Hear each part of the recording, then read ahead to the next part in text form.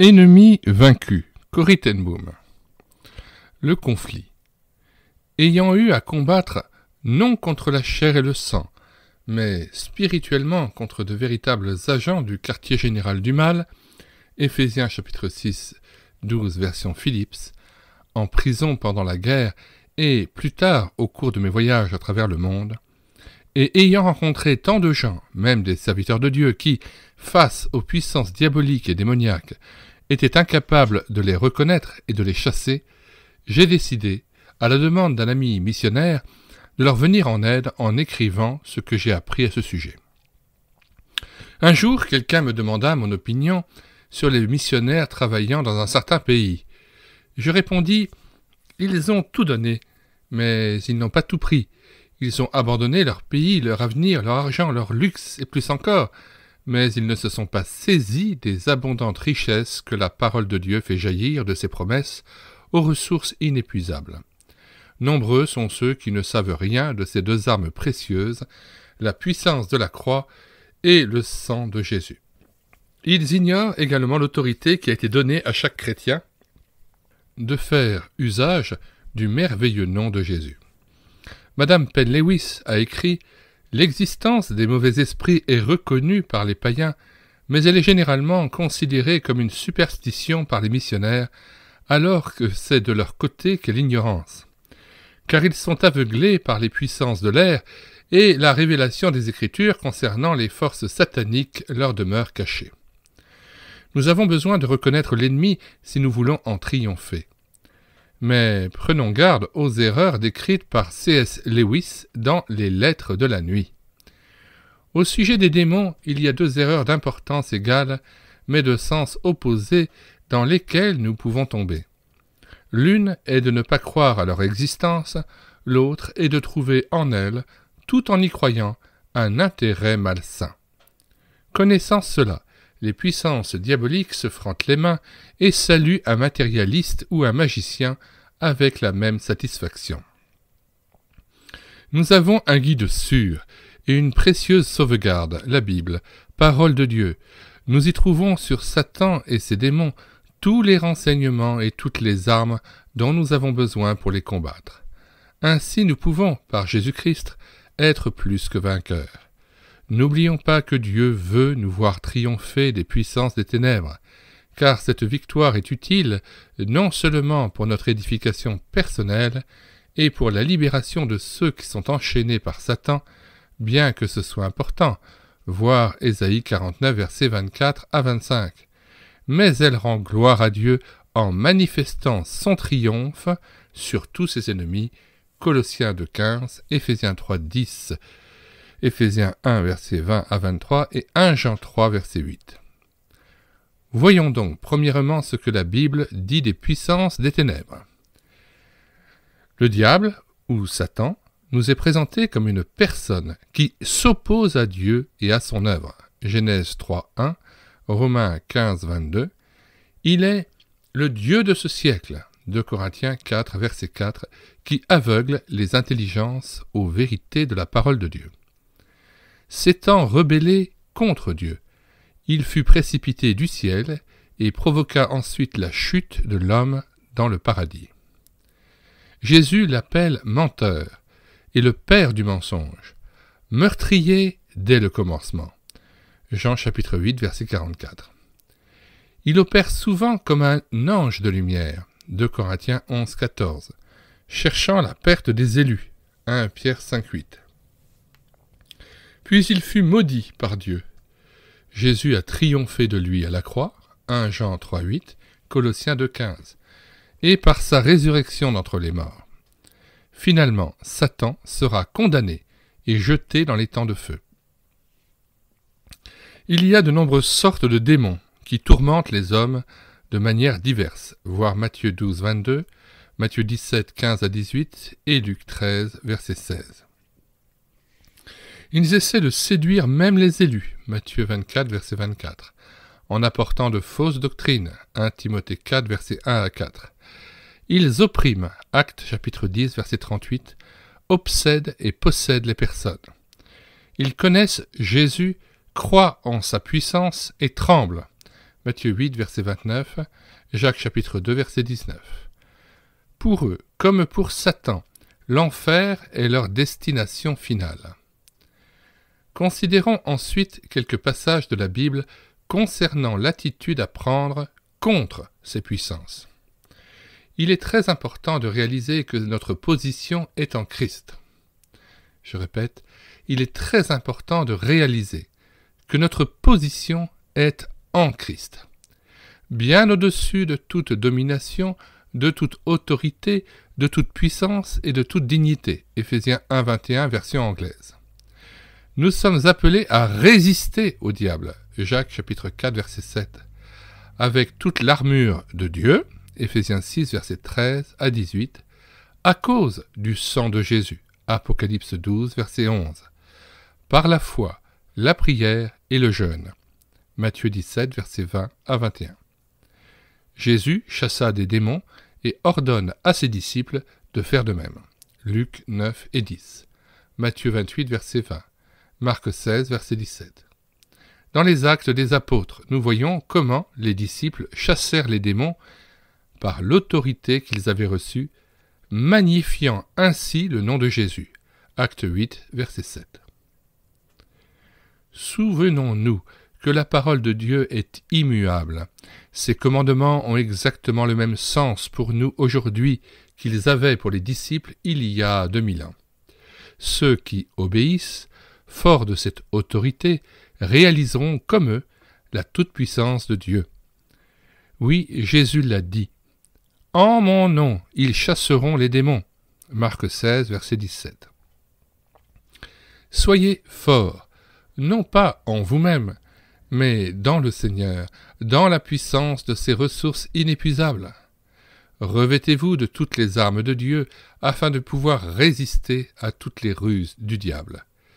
Car, vous le savez maintenant, notre lutte n'est pas livrée contre un ennemi physique, mais contre les dominations et des puissances spirituelles. Contre nous s'élève la puissance invisible qui contrôle ce monde de ténèbres, agent spirituel satanique. C'est le quartier général du malin. C'est pourquoi il vous faut revêtir l'armure complète de Dieu, de façon à pouvoir résister aux mauvais jours et rester inébranlable dans quelque situation que vous vous trouviez. Soyez donc prêts au combat, ayant la vérité pour ceinture et la justice pour cuirasse. Chaussez-vous du zèle que donne l'évangile de paix, prenez le casque du salut et saisissez l'épée de l'esprit qui est la parole de Dieu. Par-dessus tout, brandissez le bouclier de la foi, contre lequel viendront s'éteindre tous les traits enflammés que l'adversaire fait pleuvoir sur vous. Demeurez en communion avec l'Esprit par une prière persévérante. Restez ainsi alerte et vigilant, priant avec une insistance infatigable pour tous les serviteurs et servantes de Christ. Éphésiens 6, versets 10 à 20, version Phillips et Kuhn. Connaissez-vous le pasteur Blumhardt? Il y a 80 ans en Allemagne, à Mottlingen, il eut une terrible bataille à livrer contre les puissances des ténèbres. Une de ses fidèles paroissiennes, Gottliebin Ditus, fut possédée de plusieurs démons. La lutte s'engagea et ce fut 18 mois plus tard seulement que la victoire fut acquise et que le dernier démon sortit de la jeune fille. D'une voix si forte qu'elle fut entendue dans toute la ville. Il s'écria « Jésus est vainqueur !» Cette localité connut ensuite de grandes bénédictions et devint un centre où de nombreux chrétiens reçurent le don de guérir les malades et de chasser les démons. 1 Corinthiens 12, verset 28. Sur son lit de mort, le pasteur Blumhardt prophétisa. Dans 50 ans, Dieu donnera à Mottlingen un homme plus qualifié que moi, et il se passera des choses plus grandes que celles dont nous avons été témoins. C'est ce qui se produisit effectivement quand le père Stanger commença une œuvre en ouvrant une maison d'accueil dit Arche, où de nombreuses personnes trouvèrent de l'aide spirituelle, la guérison de leurs maladies ou la délivrance d'influences démoniaques. Mes 2 sœurs y allèrent chaque année et me racontèrent ce qu'elles avaient appris. Aussi n'étais-je pas tout à fait démuni quand j'entrais moi-même en contact avec les puissances des ténèbres. Et maintenant, laissez-moi vous parler de mes propres expériences et relater comment j'ai mis à l'épreuve la merveilleuse puissance du sang et du nom de Jésus, et vous dire la confiance absolue qu'on peut avoir en ses promesses. J'ai déjà mentionné quelques faits dans mes livres, Amour sans limite, Victoire à Ravensbrück, Not good if detached. Ainsi, je me bornerai à ajouter certains passages de ces livres ayant trait à ce sujet. Nous mettons dans les commentaires de cette vidéo le lien de téléchargement de cet ouvrage à partir du site internet médiathèquechrétienne.fr. Le téléchargement est gratuit et vous pouvez le faire en Word ou en PDF. Le site internet médiathèquechrétienne.fr est un site destiné à rééditer numériquement les ouvrages épuisés et non réédités, comme l'est cet ouvrage de Corrie ten Boom, Ennemi vaincu. Nous vous invitons à vous rendre sur la page d'accueil de médiathèquechrétienne.fr afin de pouvoir profiter des centaines d'ouvrages et des dizaines d'auteurs dont nous avons pu ainsi faire revivre et mettre à disposition de l'Église leurs œuvres. Nous vous disons au revoir et à bientôt pour une prochaine lecture audio de cet ouvrage. Ce sera donc La bonne aventure, un péché, lutte contre les puissances des ténèbres et le défi. Ennemi vaincu, Corrie ten Boom. La bonne aventure, un péché. Qu'on ne trouve chez toi personne qui fasse passer son fils ou sa fille par le feu, personne qui exerce le métier de devin, d'astrologue, d'augure, de magicien, d'enchanteur, personne qui consulte ceux qui évoquent les esprits ou disent la bonne aventure, personne qui interroge les morts, car quiconque fait ces choses est en abomination à l'Éternel. Et c'est à cause de ces abominations que l'Éternel ton Dieu va chasser ces nations devant toi. Tu seras entièrement à l'Éternel ton Dieu. Deutéronome 18, versets 10 à 14. En Allemagne, après la guerre, de nombreuses personnes commencèrent à avoir des doutes au sujet des soldats portés manquants entre guillemets. Étaient-ils dans des camps de concentration russes ou réellement morts au front? Cette incertitude fut un sujet de grande souffrance pour leur parenté et un grand nombre de personnes eurent recours aux 10 heures de bonne aventure, espérant avoir quelques nouvelles des leurs. Jusqu'à quel point ont-ils obtenu des renseignements valables, je ne puis le dire. Mais ce que je sais, c'est que beaucoup vinrent à moi pour me parler des ténèbres persistantes qui avaient envahi leur cœur et d'une pressante inclination au suicide. Ce désir est toujours l'un des signes d'une influence démoniaque. L'enfant de Dieu n'est pas obligé de rester dans les ténèbres. Jésus a dit « Je suis la lumière du monde. Celui qui me suit ne marchera pas dans les ténèbres, mais il aura la lumière de la vie. » Jean 8, verset 12. Ces confessions devinrent si fréquentes que je me décidai à dénoncer le péché d'occultisme. Dès lors, dans chaque série de réunions à laquelle j'étais appelé, je développais ce thème. Je lisais le passage de Deutéronome, cité plus haut, montrant combien ce péché est une abomination aux yeux de Dieu, du fait qu'au lieu de dépendre de sa puissance à lui, on cherche l'aide de l'ennemi. Puis je montrai le secours que la Bible apporte et la solution qu'elle donne à ce sérieux problème. Jésus est venu pour détruire les œuvres du diable. Alléluia! Il les a démasquées, mises en pièces, vidées de leur substance et entraînées à la suite de son char triomphal à la croix, Colossiens 15, Phillips et Kuhn. Le fils des prophètes fut envoyé par Élisée à l'endroit où son fer de hache était tombé. 2 Rois 6, versets 5 à 6. Et le miracle se produisit. Je fais exactement de même. Je renvoie ces malheureuses personnes qui viennent vers moi à l'endroit précis où, par leur péché, elles ont ouvert leur cœur à l'influence des démons. Je les invite alors à demander au Seigneur Jésus de fermer la porte qu'elles ont ouverte. Avant toute chose, il faut qu'elles soient persuadées d'avoir péché. Deutéronome 18 montre clairement leur culpabilité. La confession est donc nécessaire. Alors seulement on peut proclamer les précieuses promesses pour être purifié, 1 Jean 1,9 que nous lisons. Si nous confessons nos péchés, il est fidèle et juste pour nous les pardonner et pour nous purifier de toute iniquité. Que de délivrance instantanée n'ai-je pas vu dans la vie de ceux qui agirent par obéissance à cette parole. Lutte contre les puissances des ténèbres. C'est merveilleux de pouvoir résoudre ce problème, car Jésus est venu pour détruire les œuvres du diable. La Bible ne dit-elle pas « Ils l'ont vaincu à cause du sang de l'agneau et à cause de la parole de leur témoignage » Apocalypse 12, verset 11. Par le sang de l'agneau et notre attestation personnelle, la victoire nous est assurée. Ceux qui sont avec nous sont plus grands que ceux qui sont contre nous. Pourquoi rester dans les ténèbres? Jésus n'a-t-il pas dit « Je suis la lumière du monde » Nous possédons l'autorité de son nom. Quelle joie d'apporter la bonne nouvelle de la victoire de Jésus! Cependant, chaque fois que j'ai proclamé ce message, je me suis trouvé ensuite si fatigué que je pouvais à peine atteindre mon lit. Mon cœur battait irrégulièrement, j'en étais malade. Un soir, j'eus un long entretien avec mon Père céleste. « Seigneur, lui dis-je, je ne peux plus continuer ainsi, pourquoi dois-je donner ce message? Pourquoi dois-je témoigner contre ce péché particulier?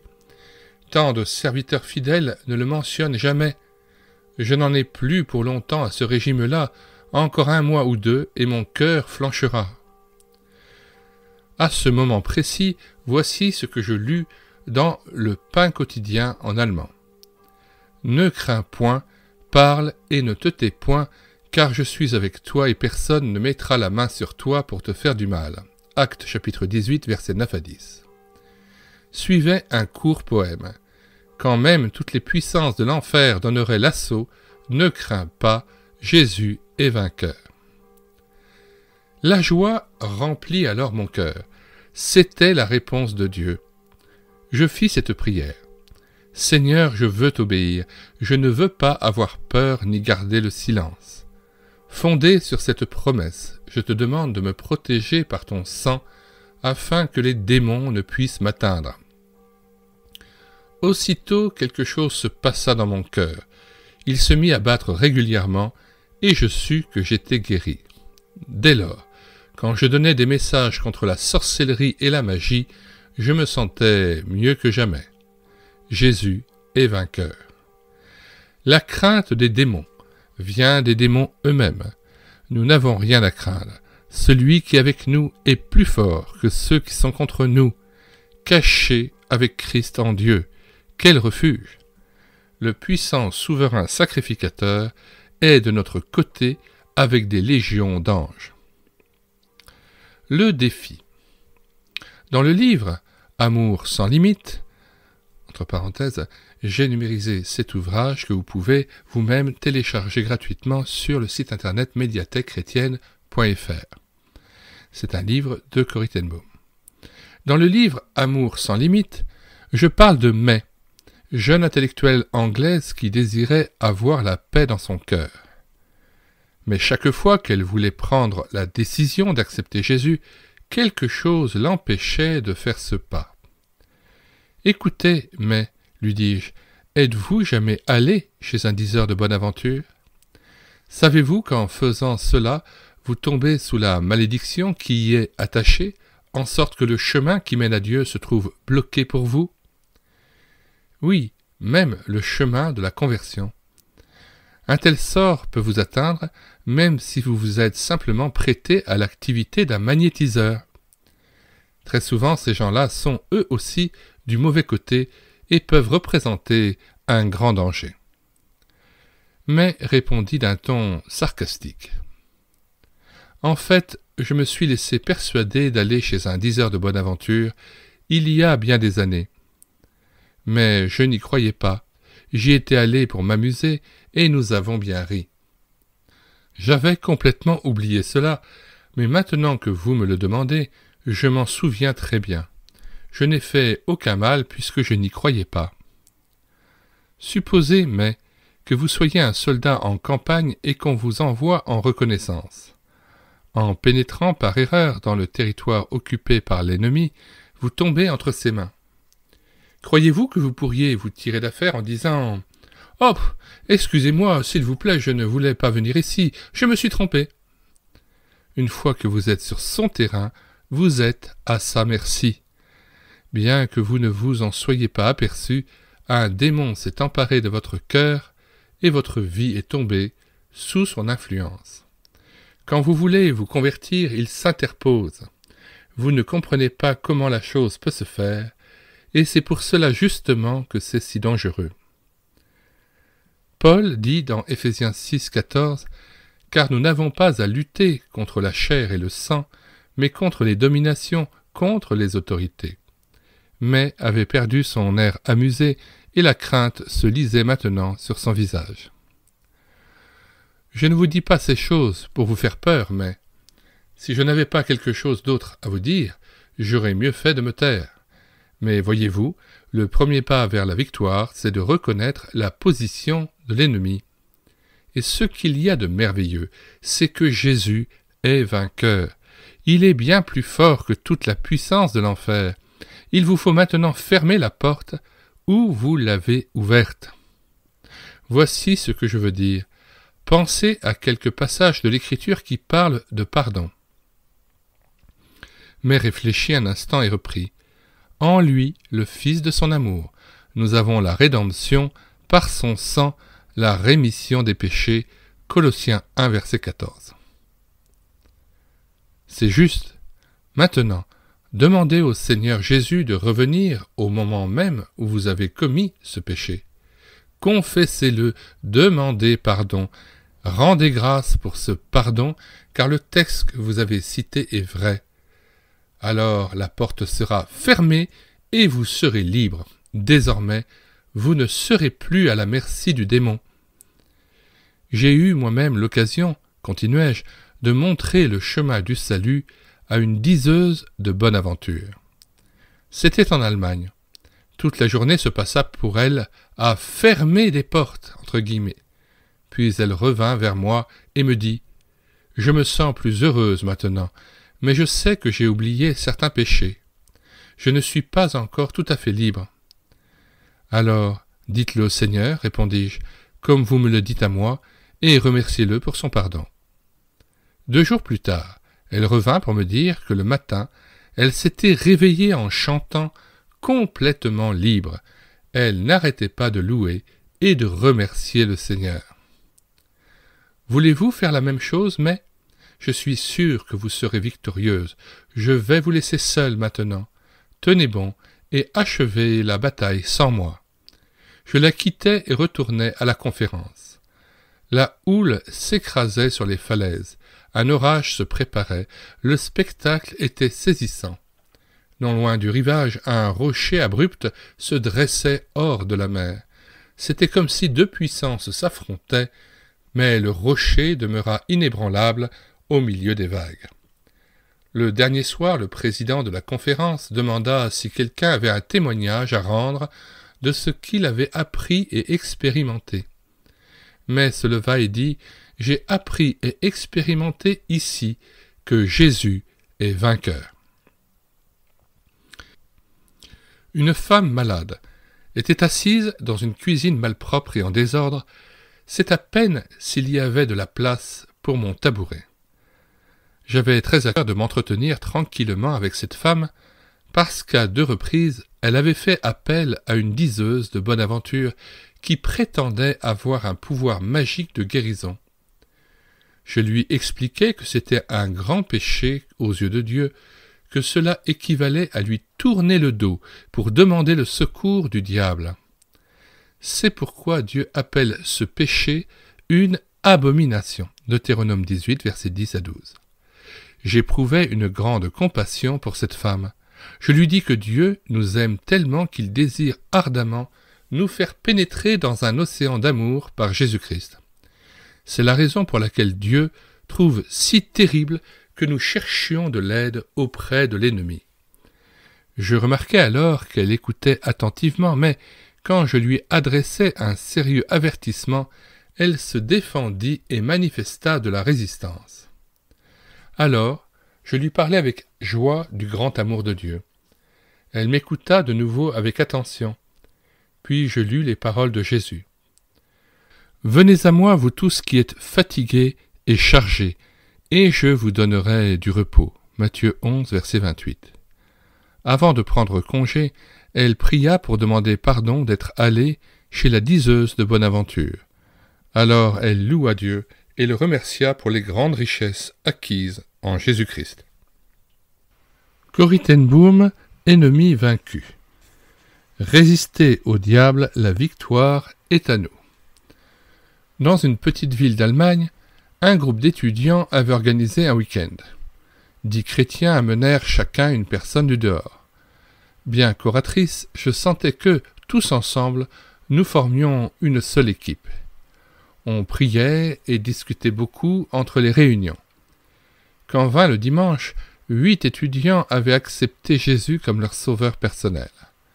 Lorsque je regagnai ma chambre, ce soir-là, fatiguée mais reconnaissante, Trudy, une étudiante en médecine, vint me trouver. « Corrie, me dit-elle, merci de tout ce que vous avez fait pour Heinz, mon fiancé. Il est tout autre aujourd'hui. Jusqu'ici, il était sombre. Maintenant, il est vraiment heureux. » « Quel bonheur, Trudy! Remercions le Seigneur, car c'est lui qui l'a changé. Je ne suis moi-même qu'un sarment dans sa vigne, un canal pour sa bénédiction. Mais dites-moi, Trudy, à quoi en êtes-vous vous-même? Je ne suis pas venu pour parler de moi, c'est de Heinz seulement que j'aimerais vous entretenir. Comme vous voulez. Parlons donc de Heinz, qui est passé des ténèbres à la merveilleuse lumière de Dieu. Soudain, je me tournai vers Trudy, et au nom de Jésus, j'ordonnai aux démons qui étaient en elle de partir et de retourner chez eux, en enfer. Mon interlocutrice changea brusquement de visage. Stupéfaite, elle me demanda « Y a-t-il de l'espoir pour moi ?» Puis elle tomba à genoux en sanglotant et s'écriant « Je suis libre, merci Seigneur, je suis libre !» Saisie d'une joie profonde, elle loua le Seigneur, puis confessa qu'elle avait projeté de s'ôter la vie le lendemain. Plongeant mon regard dans le sien, je remarquai qu'elle n'était pas entièrement libre, mais elle quitta la chambre en bénissant le Seigneur. Je tremblais sur mes jambes. Je ne savais rien de cette fille auparavant, et tout semblait se passer indépendamment de ma volonté. Quelle victoire! Malgré l'heure tardive, je descendis l'escalier à la recherche de quelqu'un qui pût prier avec moi. Dans la salle de réunion, je trouvai tous les étudiants à genoux. Je viens vous annoncer que Trudy est libre. Oui, nous le savons. Que savez-vous? Qui vous l'a dit? Nous savions qu'elle était sous l'influence des démons. Quand nous l'avons vue se diriger vers votre chambre, nous nous sommes tous mis à genoux pour demander au Seigneur de se servir de vous pour la délivrer. Soudain, notre prière s'est transformée en louange. Nous savions qu'elle était libérée. Elle ne l'est pas complètement. Continuez à prier jusqu'à ce qu'elle soit entièrement délivrée. 3 jours plus tard, je parlais à l'université que fréquentait Trudy. Celle-ci se cachait derrière ses camarades. Les jeunes gens me demandèrent de lui parler, mais je n'avais aucune directive dans ce sens. Une semaine plus tard, elle vint me trouver dans une ville où je prêchais, et Dieu se servit de moi pour achever l'œuvre qu'il avait commencée en elle. Je sais que je n'ai aucun don spécial pour chasser les démons, mais dans les cas d'impérieuse nécessité, nous devons prendre sur nous de saisir la promesse de Marc 16, verset 17, « En mon nom, ils chasseront les démons. » Plus que de la psychologie. La psychologie est utile, même nécessaire, mais elle ne suffit pas. Je me souviens d'une conversation avec un pasteur allemand. Nous avions eu une session de consultation mouvementée et difficile. 6 personnes réalisaient qu'il y avait en elles de profondes ténèbres et des idées de suicide. Je n'avais pu en secourir que quelques-unes. « Ne pouvez-vous pas m'aider » demandai-je au pasteur. « Dans des cas comme cela, il est préférable de travailler à 2. L'un peut prier pendant que l'autre chasse les démons. » Le pasteur me répondit par des considérations sur le mécanisme subconscient d'autodéfense. Son exposé ne me servit pas à grand-chose. Il est très risqué de tenter de résoudre de grands problèmes par de petites réponses. On demanda un jour à un professeur de théologie s'il enseignait l'exorcisme à ses étudiants. « Guère, répondit-il, j'en suis incapable moi-même. Et vous osez les envoyer dans des communautés qui sont pleines de sorcellerie. Croyez-vous que la connaissance des manuscrits javistes et éloïstes de la Genèse leur servira à grand-chose quand ils auront à lutter contre les démons qui se sont emparés d'un si grand nombre de nos contemporains ?» Et le chapitre se terminait par une citation de Corrie ten Boom d'un cantique de Hugues-Édouard Alexander. « Toutes les puissances de notre ennemi contre nous s'avancent avec défi. Il voudrait des élus ébranler le cœur, mais au nom de Jésus nous sommes vainqueurs. Ce nom rompt la chaîne liant le pécheur. Satan se déchaîne, Jésus est vainqueur. Pour l'âme sauvée, lui un jour nouveau. Elle est libérée pour suivre l'agneau. Toute la puissance du nom de Jésus, voilà l'espérance de tous les élus. Ce nom les précède, triomphe assuré, et l'ennemi cède, il est désarmé. Ennemi vaincu. Corrie ten Boom. Obsession ou possession démoniaque. Il existe des maladies mentales, mais vous pouvez en trouver la description dans d'autres ouvrages. Je me bornerai à parler ici de l'influence exercée sur l'homme par les démons. La doctoresse E. Floring s'exprime ainsi au sujet de ce qu'elle a appris. Il faut faire une distinction entre la possession démoniaque et l'obsession démoniaque. Cette distinction se base sur le degré d'intensité avec lequel une personne est envahie ou simplement atteinte, selon que les forces démoniaques s'attachent à elle de manière permanente ou temporaire, période entre lesquelles la personne semble libre et tout à fait normale. Suivant le nombre des démons et leur capacité de s'imposer, les symptômes pourront être soit limités à des manifestations anormales, telles que voix ou pensées étrangères ou opiniâtres, craintes variées et inexplicables, soit au contraire étendus, dans les cas plus graves, à des manifestations de caractère démoniaque plus fréquentes et plus stables, comme le fait d'exécrer le nom de Jésus, les malédictions, une réaction négative quand le sang de Jésus est mentionné, l'aversion pour la Bible, la haine se manifestant quand l'Évangile est proclamé, la dureté de cœur invétérée vis-à-vis des appels à la repentance, malgré les prières des autres, le tout accompagné de symptômes physiques, tels que mouvements grotesques, danse même, émission de sons étranges, d'une voix dont le timbre est souvent tout différent de la normale, cris perçants ou encore paralysie d'une ou de plusieurs parties du corps, convulsions, crampes diverses, projections à terre.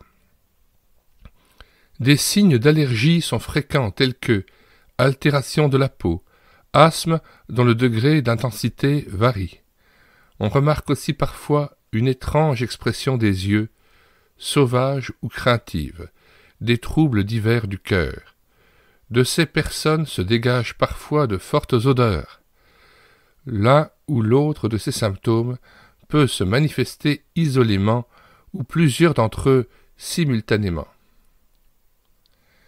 Parmi les ancêtres de ces personnes, il se trouve presque toujours quelqu'un qui a pratiqué la magie noire ou blanche, exercé la sorcellerie ou la divination, portaient des amulettes ou des breloques, ou étaient en contact avec de fausses doctrines, ou avec des personnes exerçant une influence démoniaque, tels que charlatans, vendeurs de drogue, diseurs de bonne aventure, ou lignes de la main, pythonisses, spirites, radiesthésistes, cartomanciennes. Toutes ces influences sont spirituelles et peuvent ouvrir le cœur aux puissances du mal. Celui qui traite nonchalamment le péché d'autrui ou les personnes victimes d'un démon s'expose au risque d'être attaqué lui-même. Ce n'est pas pour rien que Paul exhorte Timothée à veiller sur lui-même. 1 Timothée 4,16. Dans la pratique, il n'est pas toujours possible de distinguer entre l'obsession et la possession, la ligne de démarcation étant assez floue. Cela n'a pas grande importance en ce qui concerne la méthode de secours, car on abordera les deux cas de la même façon. Au nom de Jésus, par la puissance de son sang précieux, par la foi et la prière, et le jeûne s'il le faut, on chassera les démons. Cependant, dans les cas de possession, l'intensité de la lutte sera plus grande et la bataille plus longue jusqu'à ce que la victoire soit acquise. J'ai entendu moi-même un être humain parler d'une voix différente de la sienne propre. Il peut arriver qu'une femme parle avec une voix d'homme au moment où elle est possédée. L'expression de ses yeux peut être terrible. Ces malheureux répandent souvent une odeur nauséabonde autour d'eux. À Berlin, je dus ouvrir les fenêtres toutes grandes lorsqu'une femme, qui avait accepté le Seigneur comme son sauveur la veille, m'amena sa fille possédée. Quand les démons eurent quitté la jeune fille, l'atmosphère redevint pure, l'odeur ayant disparu avec eux. L'expression possédée ou démoniaque ne doit pas être employée à tort et à travers. Si, par exemple, quelqu'un souffre d'une belle-mère difficile, celle-ci est trop facilement traitée, tout à fait à tort de posséder. Les obsessions démoniaques et les possessions démoniaques sont souvent le résultat d'un péché très ancien peut-être et presque oublié. Il se peut qu'il ait été commis simplement pour s'amuser. Je fais allusion ici à l'hypnotisme et à toutes les désobéissances mentionnées dans Deutéronome 18, versets 10 à 13, que nous relisons. Qu'on ne trouve chez toi personne qui fasse passer son fils ou sa fille par le feu, personne qui exerce le métier de devin, d'astrologue, d'augure, de magicien, d'enchanteur, personne qui consulte ceux qui évoquent les esprits ou disent la bonne aventure, personne qui interroge les morts. Car quiconque fait ces choses est en abomination à l'Éternel. Et c'est à cause de ces abominations que l'Éternel ton Dieu va chasser ces nations devant toi. Tu seras entièrement à l'Éternel ton Dieu. Retour au texte. Souvenez-vous que Gottliebine d'Itus avait été élevée dans un foyer chrétien. Elle avait néanmoins eu affaire à la magie, voir page 6, et fut possédée de plusieurs démons. Sa libération coûta à Blumhardt, assisté de nombreux intercesseurs, 1 année et demie de lutte et de prière. Dans Matthieu chapitre 17, verset 21, le Seigneur Jésus parle d'une espèce de démon qui ne cède qu'en réponse à la prière et au jeûne. À Ravensbrück, dans le camp de prisonniers où nous étions en 1944, ma sœur Betsy et moi, nous avions très peu à manger.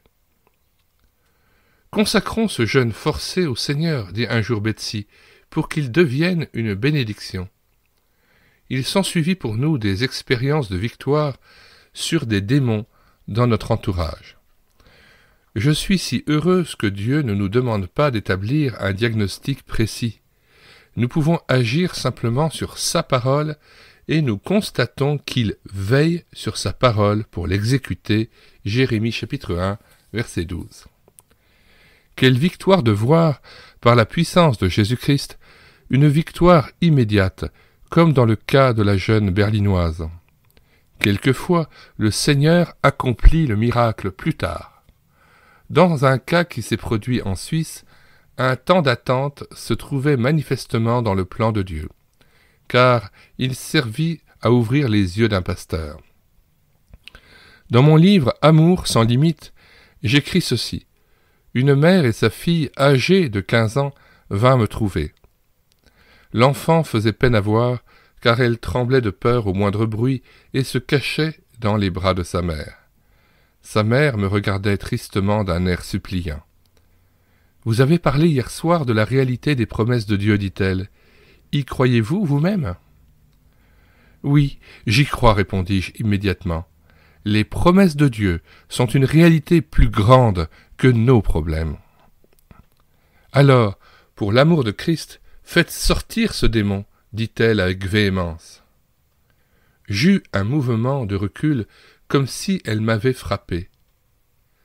N'importe quoi, mais pas cela. C'était un terrain sur lequel je ne voulais pas m'aventurer. D'autres en sont peut-être capables, mais pas moi. Je priai silencieusement. « Seigneur, tu sais que je ne peux pas et ne veux pas faire cela. » Le Seigneur me répondit avec une clarté qui ne laissait place à aucun doute. « Il faut que tu le fasses, parce que ce que tu viens de dire à cette femme est plus vrai que tu ne le réalises toi-même. Mes promesses sont véritables. » Nous lûmes ensemble le chapitre 16 de Marc, puis nous priâmes en demandant à Jésus-Christ de nous couvrir de son sang et de nous accorder une sûre protection dans la lutte contre le diable et contre toute attaque de sa part. Je demandai à l'enfant, « Connais-tu le Seigneur Jésus » ? « Oui, dit-elle, mais je voudrais qu'il me rende heureuse. J'aimerais tellement être heureuse. » Je parlais alors au démon au nom de Jésus-Christ qui a remporté la victoire sur la croix et nous a purifiés par son sang. J'ordonnai au démon de sortir de cette fille et de retourner chez lui en enfer. Je lui interdis d'entrer chez quelqu'un d'autre ou de reprendre possession de l'enfant. La pauvre jeune fille quitta le presbytère aussi possédée que lors de son arrivée, et j'étais profondément malheureuse.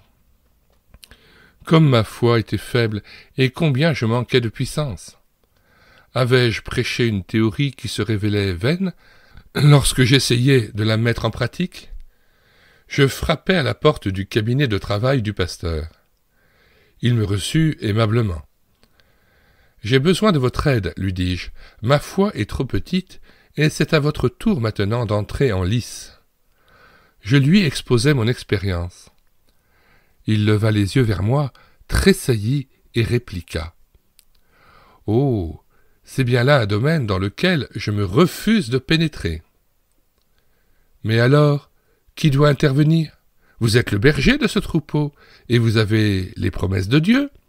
S'il vous plaît, lisez Marc 16, verset 17. » Il prit sa Bible et lut. « Voici les miracles qui accompagneront ceux qui auront cru. En mon nom, ils chasseront les démons. » Et le verset 20. « Et ils s'en allèrent prêcher partout. » Le Seigneur travaillait avec eux et confirmait la parole par les miracles qui l'accompagnaient. Le pasteur plongea son visage dans ses mains. Sa lecture se transforma en prière et je l'entendis murmurer « Pardonne-moi, Seigneur, car j'ai négligé mon devoir. » Une grande joie me remplit le cœur. Je comprenais enfin pourquoi j'avais essuyé un échec lors de ma première tentative. Ce berger avait quelque chose à apprendre, et Dieu se servait de moi comme instrument. Quand je partis, ce même soir, il n'y avait plus de ténèbres dans mon cœur, mais seulement de la reconnaissance. Bien des choses demeuraient incompréhensibles, mais je savais que tout était dirigé. Jésus est vainqueur. 2 mois plus tard, je reçus une lettre du presbytère. « Corrie, il s'est passé quelque chose de merveilleux. » Au moment où la mère et la fille ont franchi le seuil de leur maison, l'autre jour, le démon est sorti de l'enfant. Ce matin, elles sont venues toutes les deux, le cœur plein de louanges et d'actions de grâce envers celui qui est si fidèle aux promesses qu'il nous a faites dans l'Écriture. Mon mari, ajoutait-elle, aimerait savoir si vous êtes d'accord de revenir, mais vous resteriez plus de 3 jours cette fois. Je savais que ce ne serait pas nécessaire. Jésus est vainqueur, et il se sert de quiconque est prêt à lui obéir. Tout ce que l'amour de Dieu veut accomplir n'est jamais refusé par sa puissance. Il m'est arrivé plusieurs fois de subir une défaite apparente. Ce sont les moments les plus sombres de ma vie. Je ne suis pas appelé à rester longtemps au même endroit, et je dois souvent interrompre mes efforts trop tôt. Mais je remets toujours les cas à des chrétiens fidèles s'il y en a. Dans de telles circonstances, je demande à Dieu de sonder mon cœur et de me montrer s'il reste en moi un péché non confessé. Psaume 139, versets 23 à 24 que nous lisons. Sonde-moi, ô Dieu, et connais mon cœur. Éprouve-moi et connais mes pensées. Regarde si je suis sur une mauvaise voie et conduis-moi sur la voie de l'éternité. Retour au texte. Si nous désobéissons en quoi que ce soit, nous pactisons avec l'ennemi.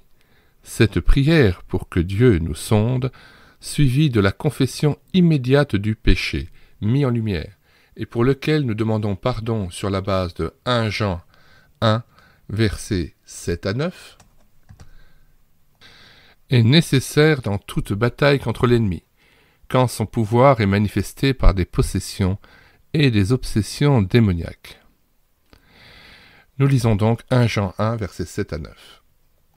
Mais si nous marchons dans la lumière, comme il est lui-même dans la lumière, nous sommes mutuellement en communion, et le sang de Jésus son Fils nous purifie de tout péché. Si nous disons que nous n'avons pas de péché, nous nous séduisons nous-mêmes, et la vérité n'est point en nous. Si nous confessons nos péchés, il est fidèle et juste pour nous les pardonner et pour nous purifier de toute iniquité. Retour au texte. Nous sommes là sur un terrain dangereux et tout ce qui peut obstruer le canal.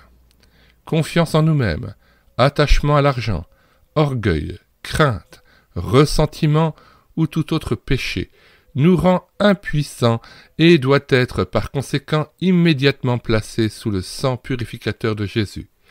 Il est aussi absolument nécessaire de ne pas être seul à s'engager dans cette bataille. Chaque fois que la chose est possible, je demande l'assistance d'un chrétien ou d'une chrétienne. L'un pourra alors être en prière pendant le processus de délivrance, tandis que l'autre s'occupera de la personne. L'épée de l'esprit, la parole de Dieu. Comme déjà mentionné, il y a beaucoup de sorcellerie en Allemagne, sous diverses formes. J'ai eu l'occasion de voir ce qu'on appelle la lettre du ciel, entre guillemets. Ce document renferme des phrases et des paroles étranges, procédées d'une introduction précisant que la lettre vient de Jésus-Christ lui-même. Elle promet le bonheur et la protection contre le danger. À Berlin, je vis un jour dans l'auditoire où je prêchais un vieillard qui manifestait une attention extraordinaire. Il buvait mes paroles. Après la réunion, je m'adressai à lui. « Avez-vous reçu le Seigneur Jésus comme votre sauveur ?» « Non, fut la réponse. »« Je suis sûr que vous en avez envie, lui dis-je. Je lis dans vos yeux que vous soupirez après la paix du cœur. Jésus peut et veut vous la donner si vous l'invitez à entrer. Il a frappé à la porte, vous avez entendu sa voix, et il entrera quand vous lui ouvrirez votre cœur.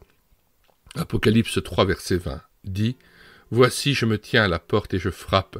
Si quelqu'un entend ma voix et ouvre la porte, j'entrerai chez lui, je souperai avec lui et lui avec moi. » Je n'en ai pas besoin, dit-il, j'ai une lettre du ciel. Il me montra un très vieux papier. C'était une lettre qui commençait par ces mots « Moi, Jésus, j'écris cette lettre, elle te protégera de tout danger. » Suivaient quelques mots que je ne pouvais pas comprendre. L'homme me dit « J'ai attaché ce papier à un chien pendant le bombardement de Berlin et l'ai envoyé dans la rue. Les bombes tombaient autour de lui, mais aucune ne l'a touché. Vous devez choisir entre cette lettre et la personne de Jésus-Christ, lui dis-je. Cette lettre n'est pas de lui, mais du diable. Je regardais autour de moi et appelais une jeune fille qui portait un insigne de conseillère. Je lui expliquai la situation et lui demandai « Restez avec moi. L'une de nous devra prier pendant que l'autre parlera avec cet homme. » La jeune fille alla immédiatement vers lui et cita de mémoire les paroles de Deutéronome 18, versets 10 à 13. Elle était membre des navigateurs, entre guillemets, et avait suivi le cours de mémorisation des Écritures. Elle sut d'emblée comment manier l'épée de l'esprit qui est la parole de Dieu. Je me rendis compte, de nouveau, combien il est utile de connaître les Écritures par cœur. Écritures qui nous permettent d'engager la lutte avec Satan. Partout où je vais, je constate à quel point, par cette méthode, les chrétiens possèdent une connaissance pratique de la Bible. Elle est utilisée par de nombreux serviteurs dans leur campagne d'évangélisation. Comme il fallait que je m'en aille pour la réunion suivante, je mis le responsable du lieu au courant de la situation en lui donnant ce conseil. Tâchez de persuader cet homme de vous confier la lettre pour une semaine. Pendant ce temps, il vous faudra essayer de l'amener au Seigneur. C'est exactement ce qu'il fit. Il commença par entrer en contact avec la personne, la persuada de lui remettre la lettre et lui montra ensuite le chemin du salut. Elle accepta alors le Seigneur et fut pleinement d'accord que la lettre soit détruite. Dans les commentaires de cette vidéo, nous mettons le lien de téléchargement de cet ouvrage, ou de moins de ce traité de 32 pages. Le téléchargement gratuit se fera à partir de médiathèquechrétienne.fr, site que nous avons créé afin d'assurer la réédition numérique des ouvrages chrétiens épuisés et non réédités afin qu'ils puissent profiter et enrichir à nouveau l'Église. Le prochain chapitre traitera des thèmes suivants. La divination par l'usage des amulettes. L'ignorance peut être dangereuse. La puissance du sang de Jésus, la sagesse qu'il nous faut. Ennemi vaincu. Corrie ten Boom. La divination par l'usage des amulettes. Le diable peut être un bon guérisseur du corps. S'il peut détruire une âme en guérissant un corps, il est prêt à donner la santé, bénédiction temporaire.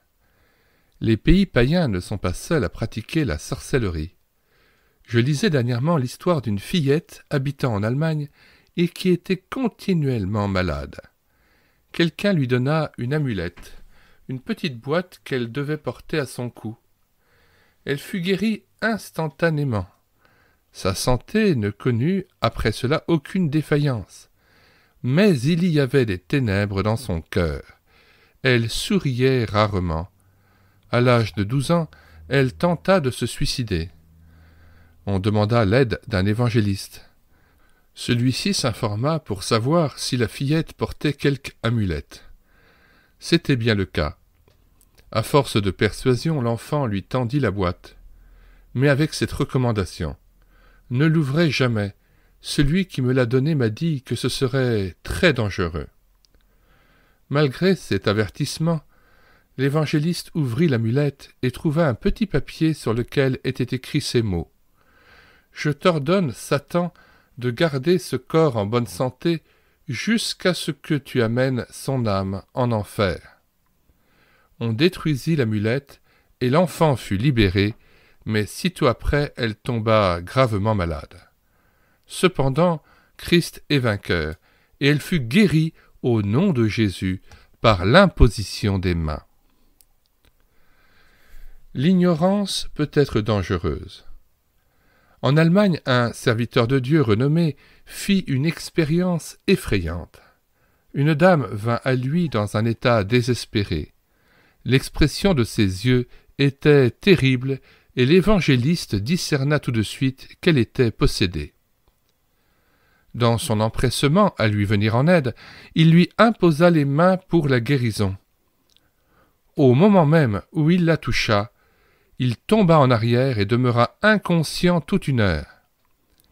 Quand il revint à lui, il apprit que la femme était allée se noyer dans la rivière. « Ne saviez-vous pas, lui demandai-je, qu'il ne faut jamais toucher une personne démoniaque, ne jamais lui imposer les mains ?» Il avoua ignorer que c'était dangereux. Nous voilà donc devant un homme possédant une solide formation théologique, une grande connaissance de la Bible et un cœur plein d'amour et de dévouement. Mais il échoua, faute de connaissances dans ce domaine spécifique. Jésus dit « Ils chasseront les démons, ils imposeront les mains aux malades. » Marc chapitre 16, verset 17. Il n'a pas dit « Ils imposeront les mains aux démoniaques. » La puissance du sang de Jésus. Nous ne devrions jamais nous occuper de personnes sous l'influence directe d'un démon sans invoquer la protection du sang de Jésus. C'est à cause du sang de l'agneau que nous avons la victoire. Apocalypse chapitre 12, verset 11.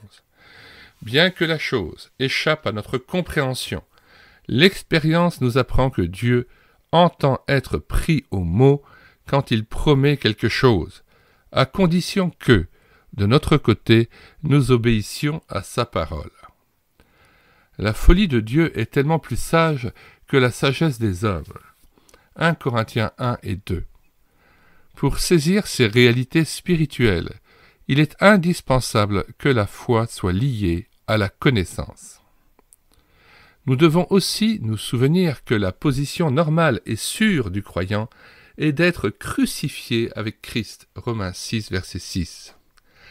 Si, dans leur lutte contre les puissances sataniques, les enfants de Dieu font appel à la protection du sang en faveur de la chair non crucifiée, ils restent accessibles aux activités des esprits malins.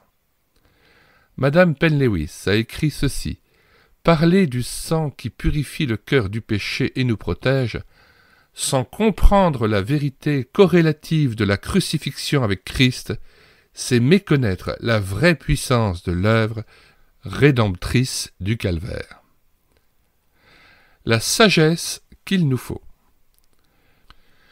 Comme nous avons besoin du discernement du Saint-Esprit pour identifier les esprits et ne pas être leurs dupes. Dans Matthieu chapitre 24, verset 24, nous lisons au sujet des derniers temps: « Il s'élèvera de faux Christ et de faux prophètes. Ils feront de grands prodiges et des miracles, au point de séduire, s'il était possible, même les élus. Quand il apparaît en ange de lumière, l'ennemi est plus dangereux que lorsqu'il se déchaîne comme un lion rugissant. 2 Corinthiens 11, verset 14. Prenons donc le temps de lire 2 Corinthiens 11, verset 14, et même à partir du verset 13. Ces hommes-là sont de faux apôtres, des ouvriers trompeurs, déguisés en apôtres de Christ. Verset 14. Et cela n'est pas étonnant, puisque Satan lui-même se déguise en ange de lumière. Verset 15. Il n'est donc pas étrange que ces ministres aussi se déguisent en ministres de justice. Leur fin sera selon leur œuvre. Retour au texte. Un jour, la femme d'un pasteur me confia que son âme était remplie de ténèbres. C'était une chère enfant de Dieu qui savait que le péché de magie est en abomination à ses yeux.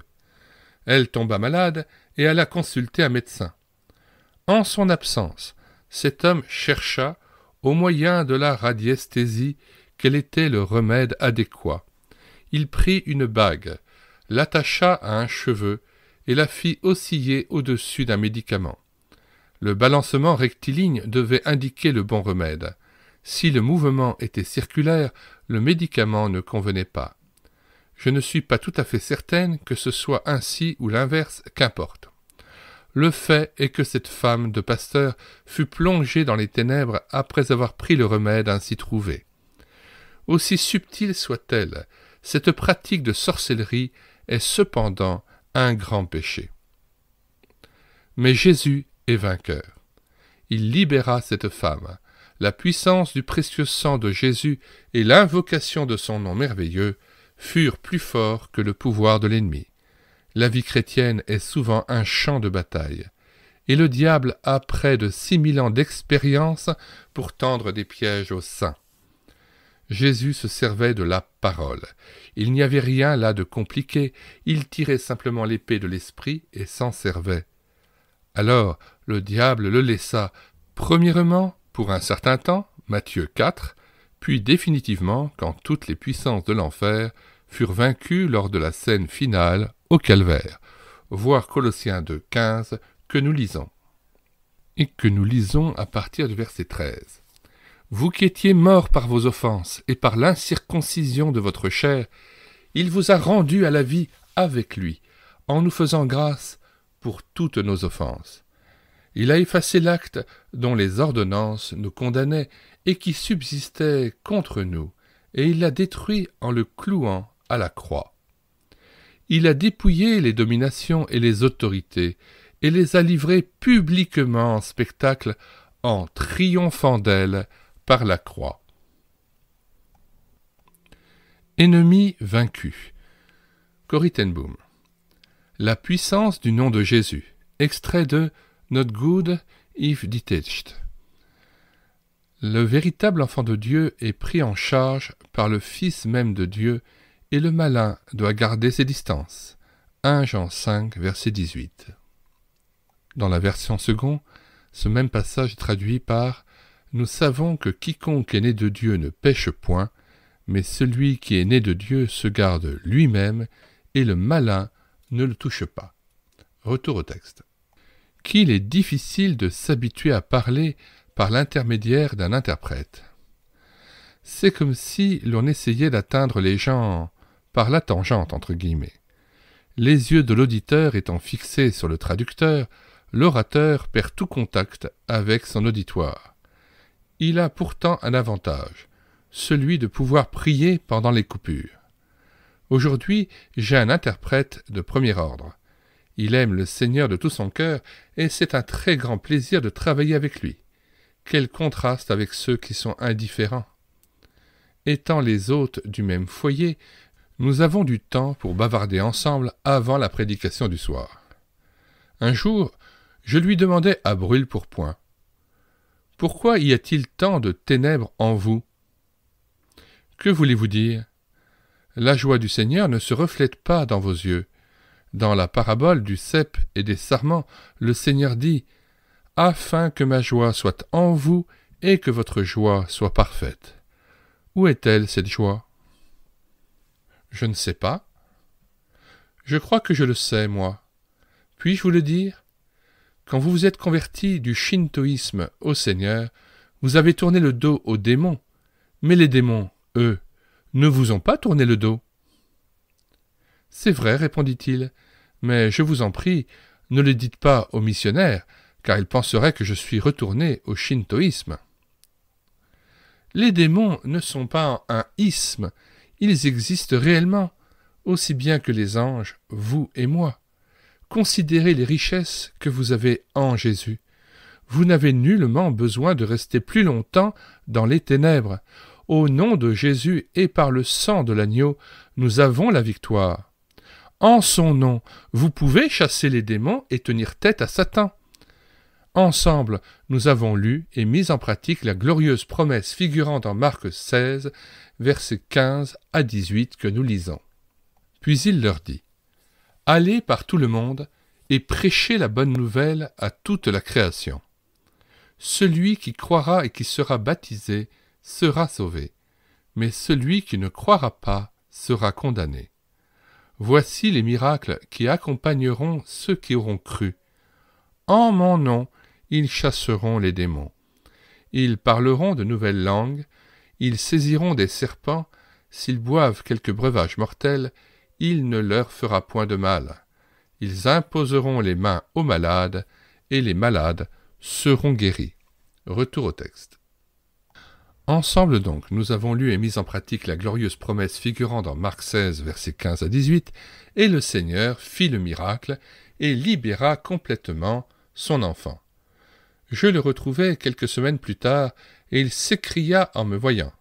Non seulement je suis libre, mais ma femme et mes enfants le sont également.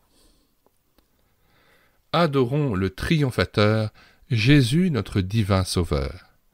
Son merveilleux nom est tout-puissant dans le ciel et sur la terre. C'est le nom qui est au-dessus de tout nom. Nombreux sont les missionnaires qui ont renoncé à tout, argent, famille, patrie, mais qui ne se sont pas emparés des richesses offertes dans la parole de Dieu. Théologiquement, leur formation au ministère est souvent très bonne, mais l'étude de la parole ne leur enseigne-t-elle pas que, s'ils chassaient les démons et guérissaient les malades, leur ministère serait plus fructueux et glorifierait Jésus? Les puissances des ténèbres à l'œuvre dans le monde sont nombreuses. Nous n'avons pourtant rien à craindre. La peur des démons vient des démons eux-mêmes, et nous avons la victoire par le sang de l'agneau qui nous protège. Quelle joie d'avoir l'autorité du nom de Jésus! Ceux qui sont avec nous sont beaucoup plus nombreux que ceux qui sont contre nous. Notre puissant souverain sacrificateur et ses légions d'anges se tiennent à nos côtés. Nous répétons, notre puissant souverain sacrificateur et ses légions d'anges se tiennent à nos côtés. Boomerang. Lors d'une conférence d'étudiants donnée dans une école biblique au Japon, j'eus comme interprète une toute jeune fille qui avait de la peine à comprendre mon anglais. Quand j'illustrais mon exposé par l'exemple du radar en service sur les bateaux, elle était dans l'embarras, car elle n'avait jamais entendu parler de radar. J'essayais de venir à son aide en lui disant « Ça ne fait rien, nous allons trouver autre chose. Le capitaine d'un bateau était sur le pont. » Mais elle n'avait jamais entendu parler de pont, de bateau, et elle resta muette. « Lis Jacques 1, verset 5, lui dis-je. Si quelqu'un d'entre vous manque de sagesse, qu'il la demande à Dieu, qui donne à tous simplement et sans reproche, et elle lui sera donnée. » Il te manque la sagesse pour traduire Corrie ten Boom, et c'est à cette adresse-là que tu peux l'obtenir. Mais c'était trop tard, elle éclata en sanglots. Un Japonais qui perd la face est désemparé, on ne peut rien attendre de lui. N'y a-t-il pas d'autre traducteur ? Demandai-je au président de la conférence. Il répondit qu'il n'y avait personne d'autre. Imaginez ma situation, seul, face à tous ces jeunes avec un message que je ne pouvais délivrer. Certains d'entre eux avaient des problèmes dont la réponse se trouvait dans la Bible que j'avais entre les mains. Pour quelle raison étais-je dans l'impossibilité de leur apporter la parole de Dieu ? À n'en pas douter, c'était là l'œuvre du diable. Le premier pas sur le chemin de la victoire, c'est de reconnaître l'ennemi. Le diable est un ennemi vaincu, et nous avons le privilège et l'autorité de l'affronter au nom de Jésus. Je me tournai vers la jeune fille et dis « Puissance obscure qui empêche cette fille de traduire le message de Dieu, je t'ordonne au nom de Jésus de la laisser tranquille. C'est du Saint-Esprit qu'elle doit être le temple, elle ne le sera plus de toi. » Tandis que je parlais encore, la jeune fille fut délivrée. Elle put me traduire couramment, et la réunion fut richement bénie. Ainsi, ce qui devait être dans la pensée de l'ennemi, sa propre victoire, devint un boomerang qui manifesta la puissance de Jésus-Christ et de son nom. Pas de publicité. Il y a très longtemps, quand le docteur Torrey Johnson des États-Unis vint en Hollande dans le but d'établir l'œuvre de Jeunesse pour Christ, il y eut beaucoup d'opposition et les journaux publièrent les histoires les plus malpropres qu'on ait mises sur son compte. La presse ne recula devant aucune accusation, fût-elle injurieuse, et les caricatures le ridiculisèrent. Cependant, quand Torrey Johnson arriva, il n'y avait pas de bâtiment assez grand pour contenir son auditoire. C'est l'ennemi qui lui avait fait la meilleure publicité. Nous avons quelques leçons à tirer d'une expérience telle que celle-là. Prenons garde de ne pas faire de publicité au diable en parlant trop de lui et de ses desseins. Il y a quelque temps, j'ai appris qu'il y avait en Inde un homme qui présentait toutes les caractéristiques de l'Antéchrist et possédait tous les pouvoirs qu'il aura dans les derniers temps. Je décidai de recueillir des renseignements détaillés le concernant afin de mettre les gens en garde. Mais quand je demandai au Seigneur de me conduire et de m'aider à trouver des sources d'informations, il me dit « Ne parle pas de l'Antéchrist, parle de moi. » j'avais appris une grande leçon. Bien que nous devions être attentifs aux mouvements de l'ennemi, nous ne devons pas consacrer trop de temps et d'éloquence à de tels avertissements. C'est pour glorifier Jésus que le Saint-Esprit nous a été donné. Nous sommes son temple, et, de ce fait, notre devoir est d'être à son service comme des canaux de l'eau vive pour la gloire de Jésus. Allez, faites de toutes les nations des disciples. Nous avons un message à leur apporter, celui de la lumière et de l'amour. Nous prêchons Christ, puissance de Dieu. 1 Corinthiens 1, versets 23 à 24, que nous lisons. Nous prêchions Christ crucifié.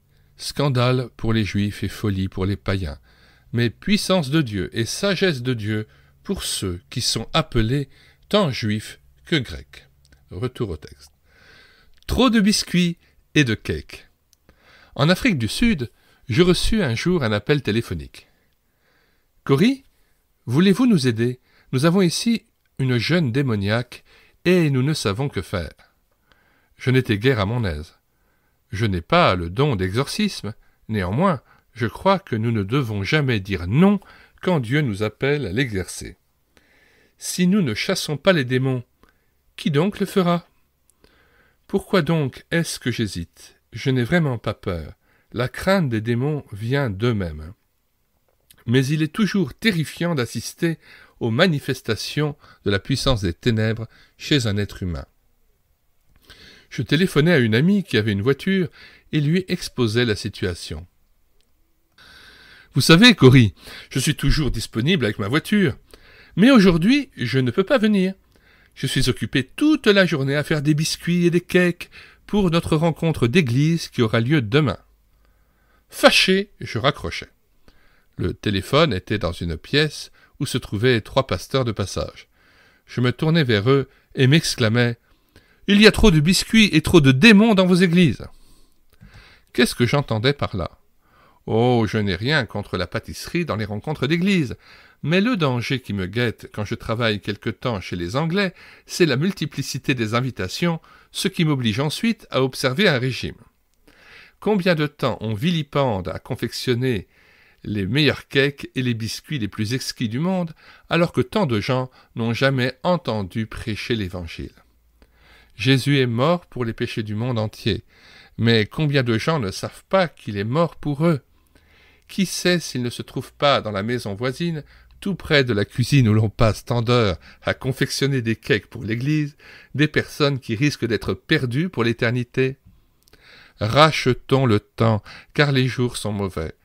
Il y a trop de démons dans nos églises. Que fait-on pour les personnes obsédées ou possédées ? Elles vont chez le psychiatre et il les traite par l'électrochoc. Cela veut dire qu'on résout de grands problèmes avec des petits moyens. C'est toujours dangereux. Enfin, un des pasteurs me conduisit vers la jeune démoniaque. Hélas, nous avons essuyé une défaite ce jour-là. Je n'ai jamais compris pourquoi. Y avait-il peut-être de l'irritation ou du ressentiment dans mon cœur ? Cela pourrait en être la raison. Car, si nous faisons place à un péché quelconque, nous pactisons avec l'ennemi et nous sommes sans force à l'heure de la bataille. La nécessité d'être conduit. En Nouvelle-Zélande, je racontais à un groupe de dames qui se réunissaient régulièrement pour la prière quelques-unes des expériences décrites dans ces pages. Maintenant, dit l'une d'elles, je comprends ce qui se passe chez la fillette de ma voisine. Je crains bien qu'elle ne soit possédée. La distance existe-t-elle pour Dieu ?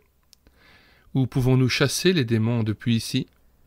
Nous nous sommes agenouillés et au nom de Jésus, nous avons commandé aux démons de quitter la fillette.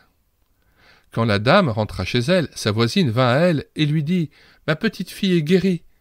Elle est tout à fait normale. » Quelle joie pour toutes deux. Mais 1 heure plus tard, une autre personne vint lui dire « Ma fille a la même maladie que l'enfant de notre voisine. » La dame comprit que nous avions partiellement échoué, parce que nous n'avions pas défendu aux démons d'entrer chez quelqu'un d'autre. Avec le concours d'autres chrétiens, les démons furent chassés de la seconde fillette, avec l'ordre de retourner en enfer, d'où ils étaient venus. Je ne suis pas très sûr qu'il soit juste de donner un tel ordre. Un missionnaire en Afrique m'a dit que c'est au Seigneur lui-même de le faire.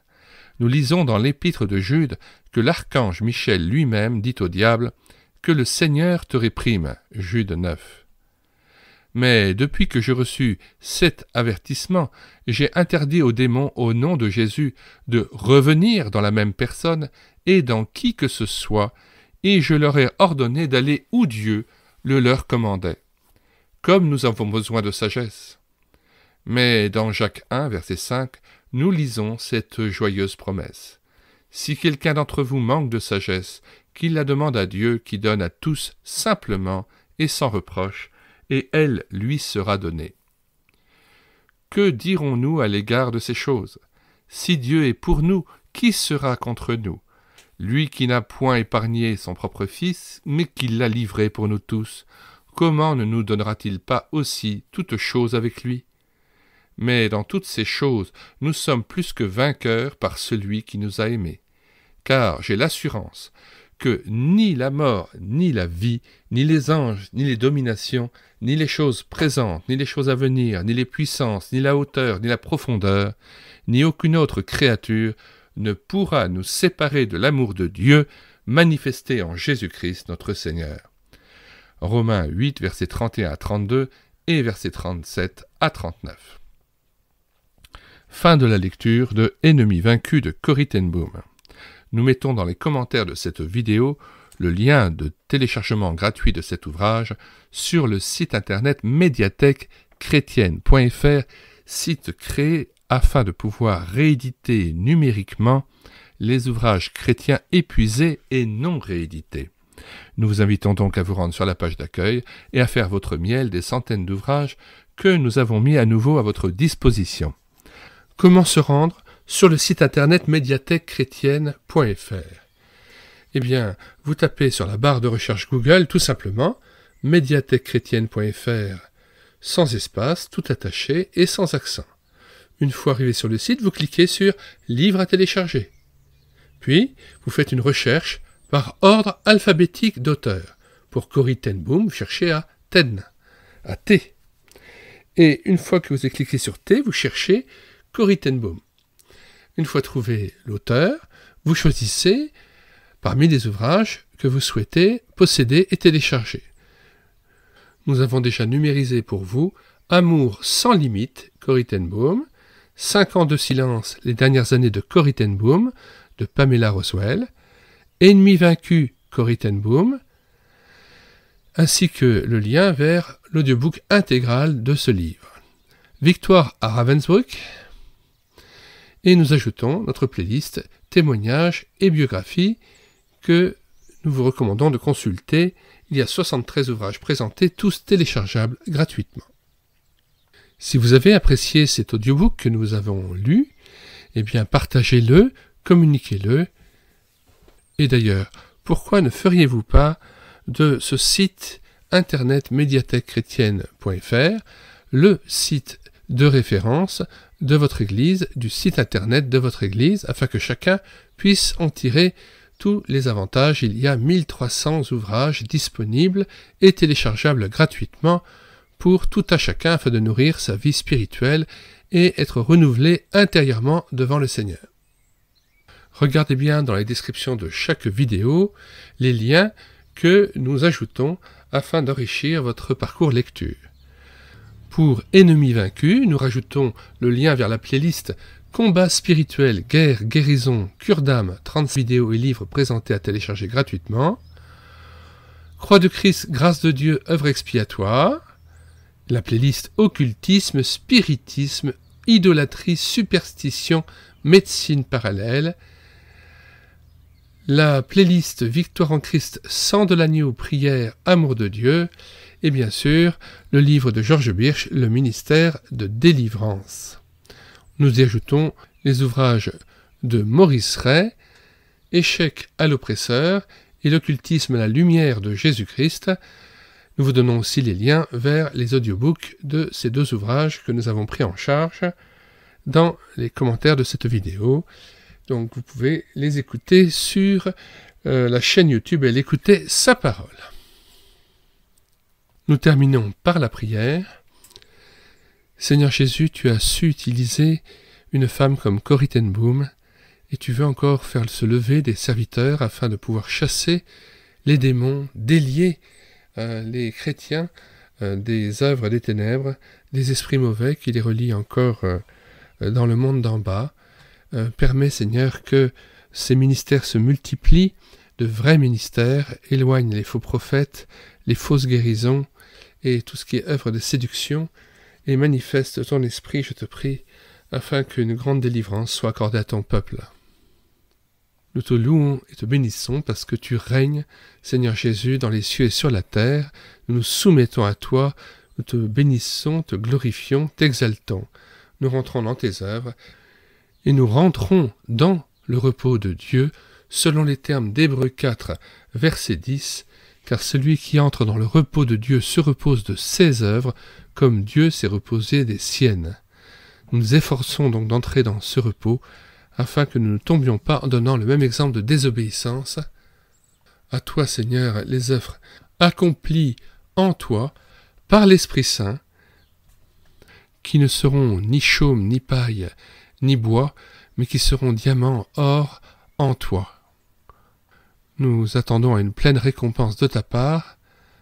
Tu es le rémunérateur de ceux qui te cherchent, et tu es fidèle dans tes promesses. Nous attendons de toi, Seigneur, une pleine récompense de notre vie sur terre et de notre vie de service. Gloire à toi, Père céleste. Merci encore pour ton amour, ta miséricorde, ta patience à notre égard. Au nom de Jésus. Amen.